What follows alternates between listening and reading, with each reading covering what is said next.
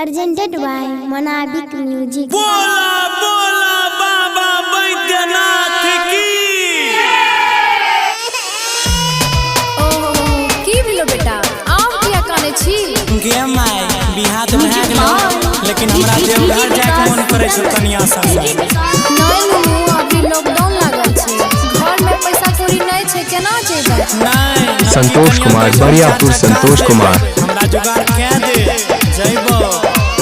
नुनु छोड़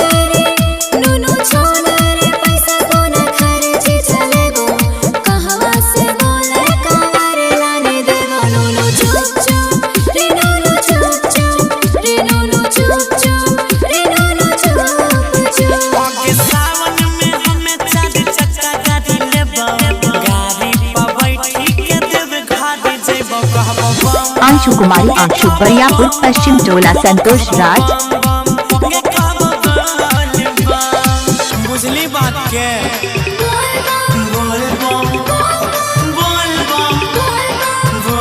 संतोष कुमार बरियापुर संतोष कुमार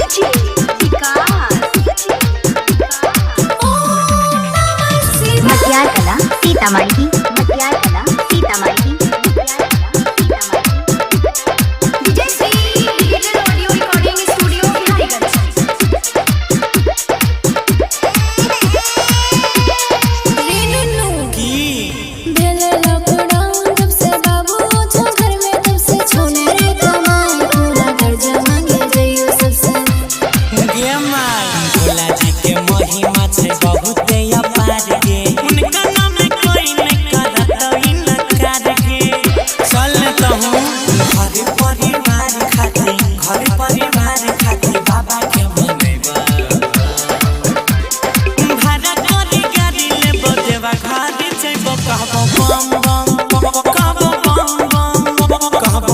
शिव मंदिर शर्मा चौक बरियापुर संतोष बाबू अंशु कुमारी अंशु मालिकाई।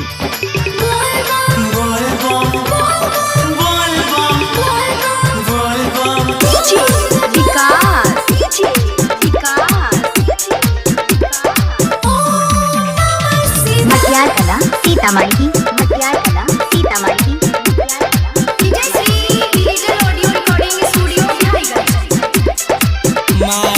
नीतीशवा के स्कॉर्पियो बुक करान ले।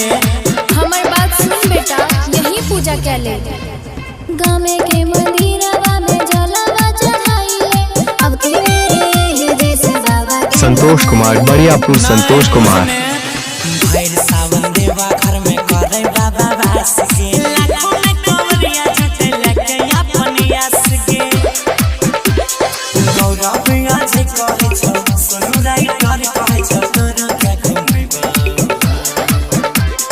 भाड़ा करी गाड़ी लेबो देवा घर जइबो कहबो बम बम कहबो बम बम कहबो बम बम के मैया बोले बम। अच्छा रुक कोनो जुगाड़ अंशु कुमारी अंशु बरियापुर पश्चिम टोला संतोष राज। Recording by Ajay Star Bihar.